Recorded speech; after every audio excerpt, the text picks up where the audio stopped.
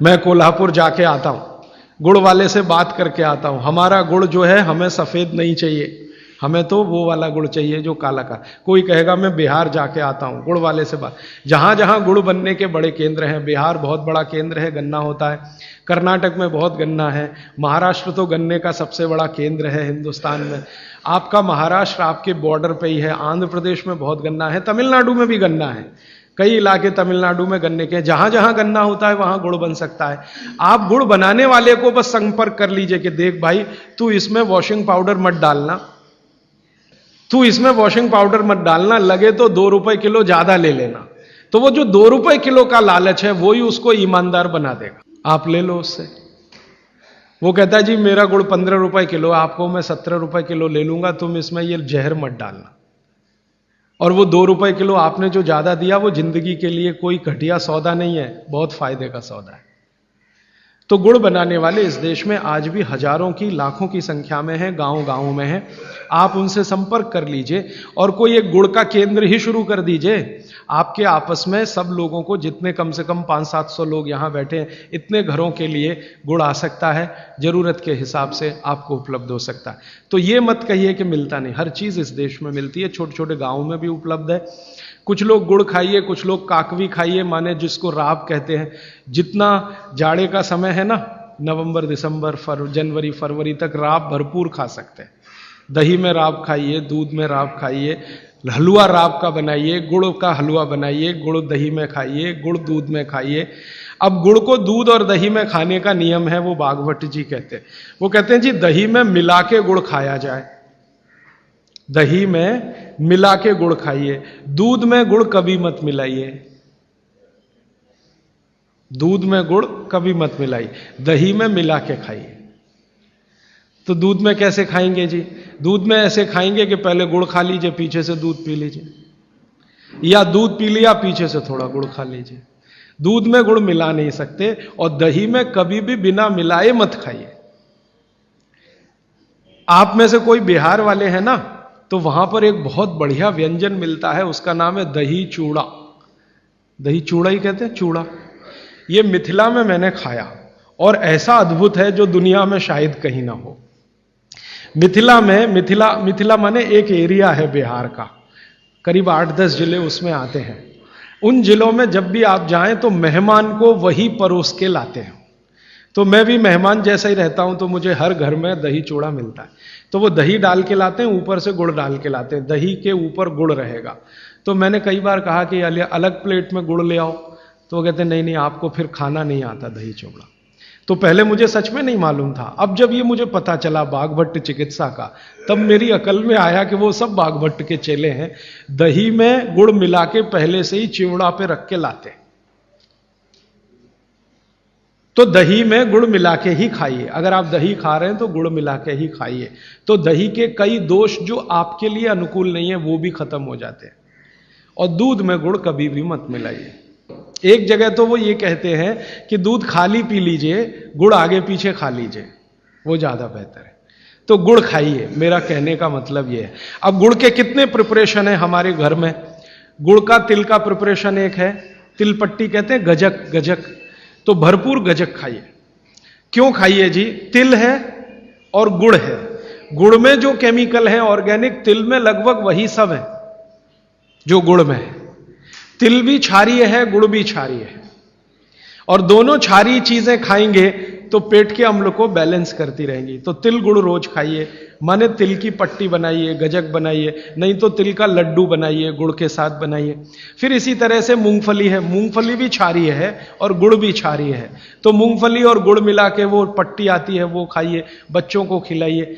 और आपके पास जो भी प्रिपरेशन है गुड़ तिल के, गुड़ मूंगफली के, वो सब बनाइए। और ये जो 3-4 महीने हैं, नवंबर, दिसंबर, जनवरी, फरवरी तक भरपेट खाइए, भरपूर खाइए, क्योंकि इस समय आपके शरीर को इन्हीं की जरूरत है। तो कफ जिंदगी से बहुत दूर रहेगा। तिल खा रहे हैं, गुड़ खा रहे हैं, मूंगफली खा रहे हैं, कफ बढ़ने की बिल्कुल संभावना नहीं, तो जिंदगी में कफ के रोग आने की संभावना नहीं। अब जानते कफ का सबसे खराब रोग क्या है? मोटापा। अब आप अपने हेल्थ इंश्योरेंस से हमारे किसी भी क्लिनिक या हॉस्पिटल से अपना आयुर्वेदिक इलाज शुरू करवा सकते हैं। अगर आप पंजाब स्टेट के सरकारी कर्मचारी हैं तो आप भी अपनी किसी भी बीमारी का इलाज बिल्कुल फ्री करवा सकते हैं। हमारे पूरे भारत में 165 से अधिक शुद्धि आयुर्वेदिक क्लिनिक हैं। अपनी नजदीकी क्लिनिक का पता जानने के लिए नीचे दिए गए नंबर पर अभी कॉल करें। मोटापा कम करना है तो भरपेट गुड़ खाइए, भरपेट तिल खाइए, भरपेट मूंगफली खाइए, मोटापा भी कम हो जाएगा। हाँ, आपको डर है ना तिल खाएंगे जी उसमें से तेल है, तेल तो है तिल में लेकिन वो HDL वाला, LDL वाला नहीं है, VLDL। ये मोटापा जो है ना वो VLDL और LDL का चक्कर है। HDL जैसे ही बढ़ेगा मोटापा अपने आप कम होगा, पेट अंदर ही जाएगा। आप में से कोई भी मेरे कहने पर 3 महीने एक एक्सपेरिमेंट कर लीजिए, तिल चबा चबा के खाइए, खाने के बाद 3 महीने के बाद वजन नापेंगे 8-10 किलो कम मिलेगा, कम से कम इतना कम मिलेगा। खाना खाया, खाने के बाद आप सौंफ खाते हैं ना, सौंफ की जगह तिल खाइए, और काला खाया तो और ज्यादा वजन कम मिलेगा। काला तिल एक है सफेद, काले की गुणवत्ता सफेद से भी ज्यादा है, लेकिन ये इन्हीं 4 महीनों में। गर्मी में अगर आपने यही तिल खाया तो प्रॉब्लम आएगी। भागवत जी कहते हैं कि तिल खाने का सबसे अच्छा समय वही है जो आज चल रहा है, ये फरवरी तक चलेगा।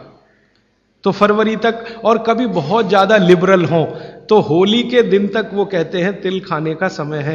होली होते ही तिल कम करिए या खत्म करिए, फिर कुछ और चीज आएगी, वो क्या आएगी वो मैं बता दूं। लेकिन आप ये करके देख लीजिए, 4 चीजों को ज्यादा उपयोग आप करेंगे, वजन आपका कम होता जाएगा, पेट का अम्ल कम होता जाएगा, घुटनों के अंदर का जो कई बार कहते हैं ना डॉक्टर यूरिक एसिड जमा हो गया जी, यूरिक एसिड। यूरिक एसिड क्या है? अम्ल ही तो है। तो ये यूरिक एसिड आपको कम करना है, तो गांठ के सब जो माने जोड़ों के दर्द आपको कम करने हैं, तो इनके लिए ये सब चिकित्सा बताई है। तिल है, गुड़ है, और मैंने एक चीज बोली थी कि अगर आप जैन नहीं हैं तो शहद है। शहद में भागवत जी कहते हैं छोटी मधुमक्खी का शहद, बड़ी का नहीं। तो शहद लाएं तो उसको पूछ लीजिए। तो एक हिस्सा हो गया कफ का। अभी दूसरा पित्त का हिस्सा। पित्त का हिस्सा बहुत क्लियर है, एकदम स्ट्रेट फॉरवर्ड है कि घी ज्यादा खाएंगे पित्त आपका हमेशा सम रहेगा। और ज्यादा घी खाने का जो समय है वो बारिश के दिनों में और ये जो गर्मी के दिन होते हैं ना, उस समय घी ज्यादा खाइए ताकि पित्त को कंट्रोल करके रखे। और वात के लिए मैं पहले ही बता चुका हूं, शुद्ध तेल। अभी ये जितनी बात है आप सोचो कितनी सरल है, बस हमें अपनी जीवन शैली में थोड़ा बदलाव करना है। जीवन शैली में बदलाव से पहले मन में संकल्प लेना है कि जी हम तो ऐसे ही चलेंगे, दुनिया जिधर जाए जाए हमें उससे मतलब नहीं, हम तो ऐसे चलेंगे। तो ये 3 चीजें अगर आपने देख ली तो बहुत अच्छा है। अब थोड़ा आगे चलें। अब और दूसरी चीजों पे मैं चलता हूं कि और कौन कौन सी चीजें हैं जो आपके आसपास हैं और आपके वात पित्त कफ तीनों को सम पे लाने में मदद कर सकती है। ये तीनों समभाग में रहें तो अच्छा होता है। और कौन कौन सी चीजें हैं? तो भागवत जी कहते हैं रसोई के बाहर जाने की जरूरत ही नहीं, सब वहीं है।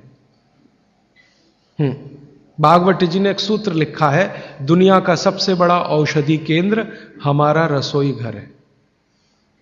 सबसे बड़ा औषधि केंद्र रसोई घर है। अब दुर्भाग्य से हम रसोई में जिनको मसाला कहते हैं ना, मसाला, वहां मसाला कुछ नहीं है, सब औषधि है।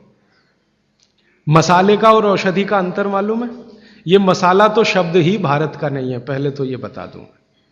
ये अरबिक शब्द है, फारसी से अरबी में आया, अरबी से हमारे घुस गया, हिंदी में और जगह जगह घुस गया। ये विदेशी आए तो ये शब्द भी आया। हिंदुस्तान में 17वीं 18वीं शताब्दी का साहित्य जब मैं पढ़ता हूं तो जब तक मुगलों का राज्य रहा तब तक मसाले शब्द का बहुत उपयोग है। मुगलों के राज्य के पहले एक भी जगह किसी भी शास्त्र में मसाला नहीं है। चरक संहिता पढ़ी मैंने, कहीं भी मसाला नहीं है उसमें। सुश्रुत में कहीं मसाला नहीं है, भागवत की कहीं मसाला नहीं है। पुराने जितने लेखक हुए हैं ना 10वीं शताब्दी के पहले के, कहीं भी किसी ने मसाले शब्द का इस्तेमाल ही नहीं किया। हर जगह है तो औषधि है, औषधि औषधि, जीरा औषधि, धनिया औषधि, ये औषधि के रूप में है। तो इनकी जो प्रॉपर्टीज हैं रसोई घर की, औषधियों की, ये सब आपके चिकित्सा के लिए है। अब मुझे समझ में आता है कि हमारे पुराने जमाने की माताएं बहनें, जो हमारी दादी हैं, नानी हैं, उन्होंने अपनी अपनी बेटियों को जो कुछ सिखाया, सब्जी बनाना तो क्या क्या डालना, जीरा चाहिए, धनिया चाहिए, हींग चाहिए, मात्रा कितनी। चंडीगढ़ में भारत का पहला इंटीग्रेटेड मेडिकल साइंसेज का हॉस्पिटल शुरू किया गया है, जिसका नाम हिम्स रखा गया है। Hospital and institute of integrated medical sciences, जहां पर एलोपैथी, आयुर्वेद, होम्योपैथी, नेचुरोपैथी सब एक ही साथ पेशेंट को ठीक करने के उद्देश्य से काम करती है। ये सारी पैथियां, जिसमें डॉक्टर विश्वरूप राय चौधरी, डॉक्टर अमर सिंह आजाद, डॉक्टर अवधेश पांडे, आचार्य मनीष, डॉक्टर खादरवली और इन सब की पूरी नॉलेज, ट्रेनिंग और एजुकेशन को भी यूज किया जा रहा है।